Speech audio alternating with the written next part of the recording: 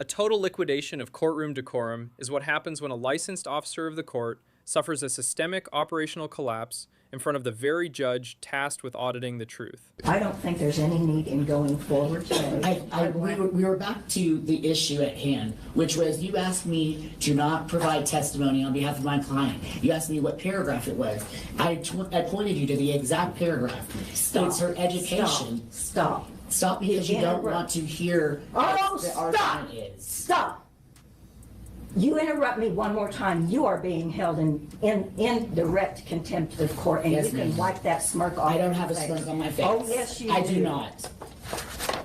I am not going to tolerate this from you, sir. Yes, ma'am. There was a pause. There was a break. I wasn't done with my argument. And I was not done with my statement. You interrupted again.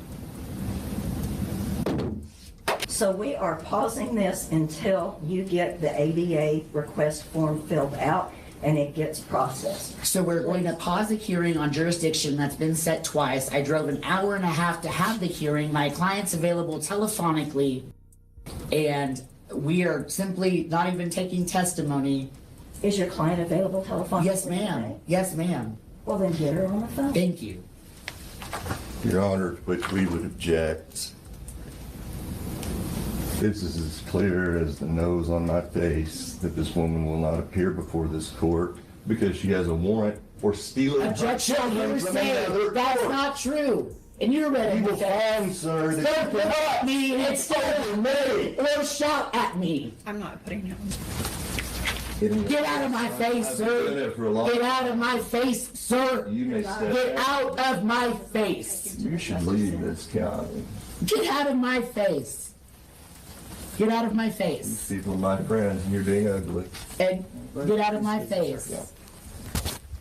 I'm gonna put your hands behind your back. Why? Because you're in direct contempt of court. and He shouted at me.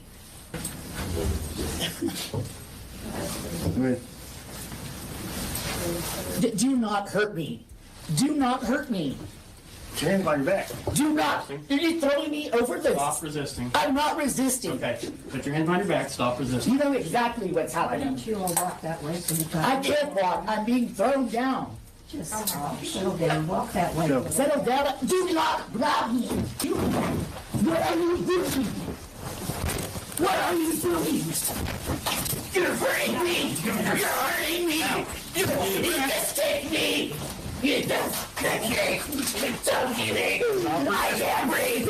I can't breathe. I can't breathe. I can't breathe. Put your hands behind I your back. cannot breathe. I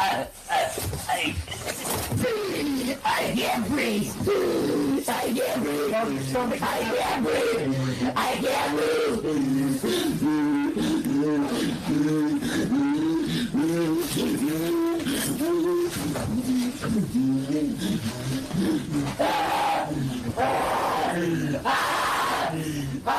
Help! Somebody call 911! Please! Put your hands. Please! Please! Please! Leg is secure. Ow! Ow! Ow! Ow! Ow! Ow! Ow! Ow!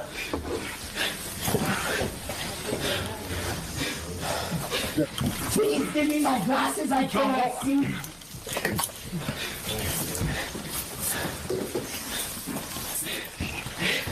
I'm not trying to walk and I cannot see. We are witnessing a functional default on professional standards where an attorney's internal controls were completely overridden by a high volatility emotional breakdown, leading to a physical extraction from the legal ledger. When the chain of command in a courtroom is breached, the result isn't just a heated argument. It is the immediate delisting of a professional asset in real time. I am Camilo Motato, and this is Camilo's House. As a certified public accountant focused on forensic verification, I approach every legal transcript like a statement of professional conduct that has been flagged for material irregularities. In a standard audit, if a senior partner attempts to massage the data while the managing director is calling for compliance, you are looking at a conflict of interest that renders the entire proceeding insolvent. Today, we are performing a forensic conduct audit on the confrontation between Judge Lori Jackson and attorney Rob Hopkins in Pontotoc County, Oklahoma. We are analyzing the material breaches of courtroom etiquette, the narrative impairment of identity-based defenses,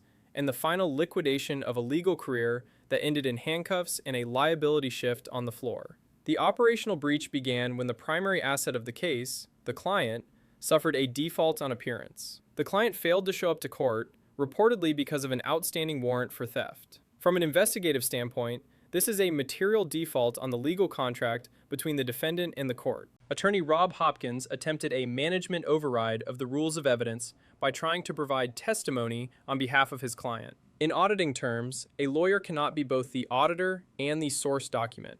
Judge Jackson correctly identified this as a structural conflict, but as she attempted to enforce internal controls, Hopkins initiated a series of interruption strikes that forced the audit opinion into direct contempt. The audit trail reveals a rapid escalation of operational hazards. The judge noted a smirk on Hopkins' face, a visual sign of non-compliance, and warned him that he was being held in indirect contempt. When Hopkins allegedly threw his files or put them down in a way that caused a physical impact on the bench, the volatility of the situation reached a critical mass. Hopkins' defense was a direct denial of the data, claiming he wasn't red in the face and wasn't arguing, even as he was systemically interrupting the judge's statements. This is what we call gaslighting the ledger, attempting to rewrite the physical reality of a recorded transaction in real time. This is where we see the identity equity fork. Sensing that his professional standing was being liquidated, Hopkins attempted a narrative diversion by claiming that the judge's treatment of him was a result of him being a transgender attorney. In forensic auditing, this is a red herring asset.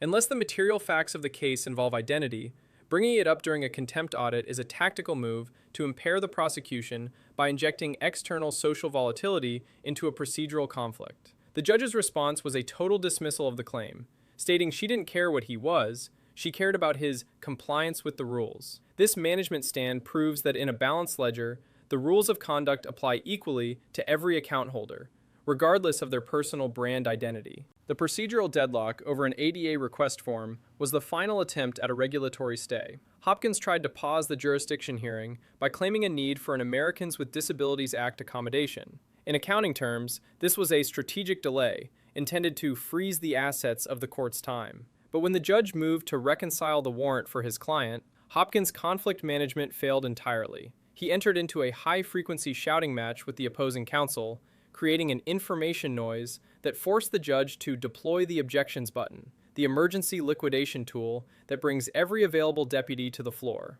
The physical extraction of Rob Hopkins is a visceral example of total asset seizure. As the deputies moved to arrest the contempt, Hopkins shifted from legal combatant to insolvent victim, screaming, "I can't breathe," as he was taken to the ground. From a forensic risk perspective, this is a tactical liability shift. By using language associated with police misconduct, Hopkins was attempting to rewrite the narrative of his arrest into a human rights violation. However, the video evidence provides a full disclosure of his resistance to the extraction. He claimed he couldn't walk because he was being thrown down, while the deputies were simply trying to audit his hands behind his back. The liquidity crisis of his vision, screaming for his glasses and a female officer, reveals the final systemic breakdown of his professional persona. Because Hopkins identifies as transgender, his demand for a female officer was a jurisdictional claim on the terms of his incarceration. But in the chaos of a direct contempt event, the physical security of the courtroom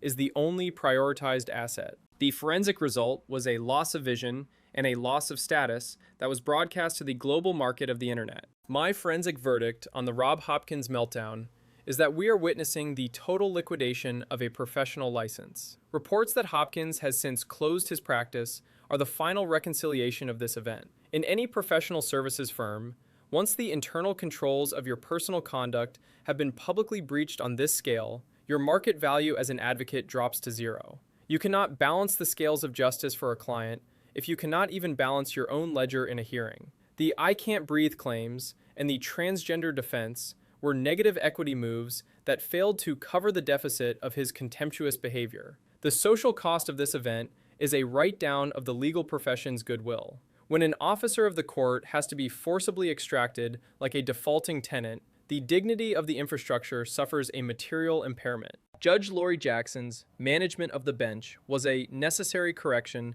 to a high-risk variance. Until legal professionals understand that their individual identity does not provide an exemption from the audit of conduct, we will continue to see these systemic failures in our courtrooms. I want to hear from you. Was the physical extraction of Attorney Hopkins a necessary settlement for his contemptuous debt? Or did the judicial management show a callous disregard for his identity and safety? Does the "I can't breathe" claim in a courtroom represent a genuine physical liability or a calculated narrative shift? Let me know in the comments. Your perspective is the only audit that matters when the decorum of the bench and the professional integrity of the bar are sitting on the negotiation table. I am Camilo Motado, and this is Camilo's House. Subscribe to stay informed on the numbers, the laws, and the truth behind the headlines. Stay safe.